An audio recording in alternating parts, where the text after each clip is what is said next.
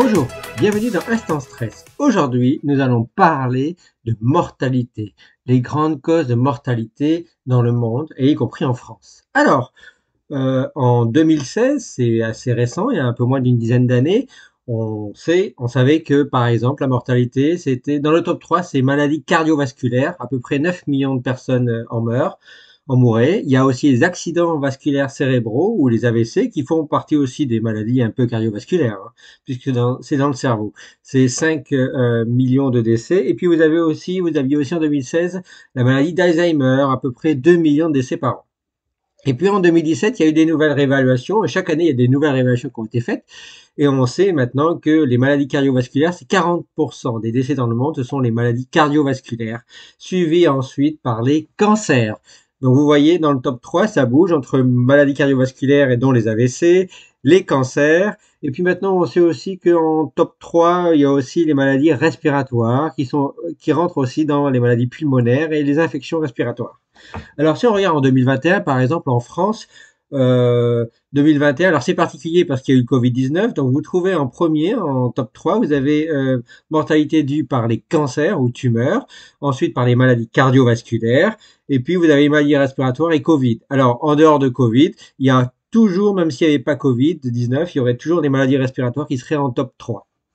Et puis, vous retrouvez aussi le diabète de type 2 et d'autres types de mortalité. Alors évidemment, on peut mourir de tout et en dehors de ces statistiques, mais ça, ce sont le top 3 des mortalités et qu'on retrouve chaque année, hein, se bagarre la place entre les cancers, les maladies respiratoires et les maladies cardiovasculaires.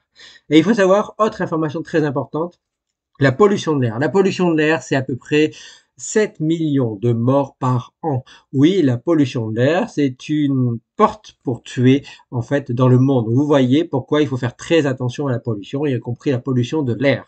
Il existe aussi la pollution de l'eau, la pollution lumineuse, la pollution sonore, mais la pollution de l'air tue beaucoup. Et puis, il y a un dernier aspect qu'il faut parler, c'est les maladies cardio-métaboliques. Alors, les maladies cardio-métaboliques, ça revient vers les maladies cardiovasculaires, mais c'est très important parce qu'elles sont souvent très ignorées ou insuffisamment prévenues, et donc il y a pas forcément de grande prévention dessus, et c'est ce qui manque.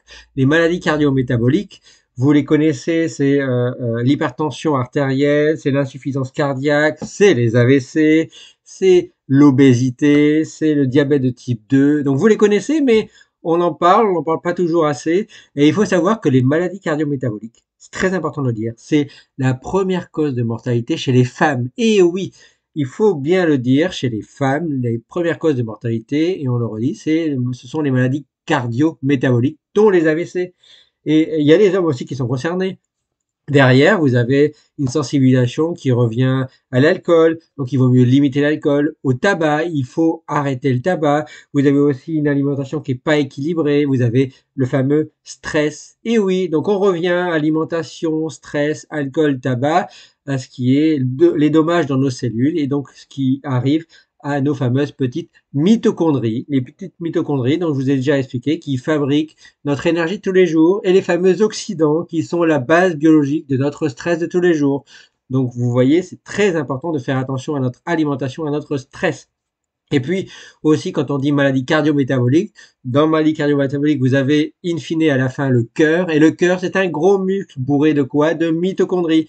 C'est pour ça que on sensibilise, je sensibilise beaucoup à une alimentation équilibrée, avec pas de tabac, avec si possible limiter l'alcool, et avec de l'activité physique pour stimuler à la fin notre petite mitochondrie.